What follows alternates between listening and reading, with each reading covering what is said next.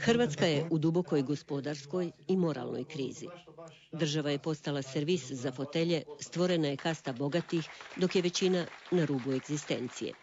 Koalicija HSP-a dr. Ante Starčević i Hrvatske čiste stranke prava to će promijeniti. Istaknuto je na središnjem skupu za Primorsko-goransku županiju u Delnicama.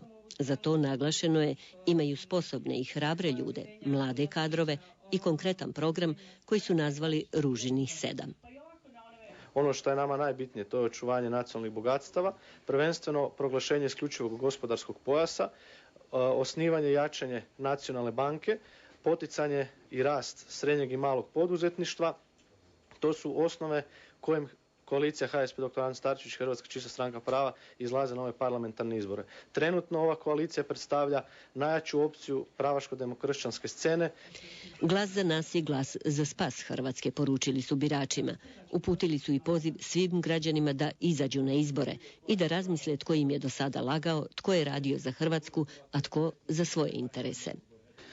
Znam da će na kraju zaokružiti listu broj 15, nositeljica liste Ruža Tomašić, a prvi na listi profesor Ivan Tepeš.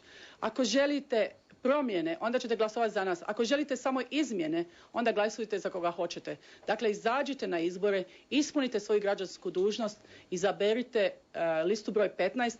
Mi ćemo vam pokazati i dokazati da se politika može voditi pošteno. Ova pravaška koalicija zna što činiti. Među ostalim, oduzet će privilegije stečenim političkim elitama i vratiti dostojanstvo hrvatskom čovjeku.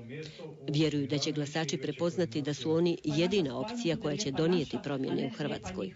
Bićemo veliko iznenađenje ovih izbora, poručili su sa skupa u Delnicama.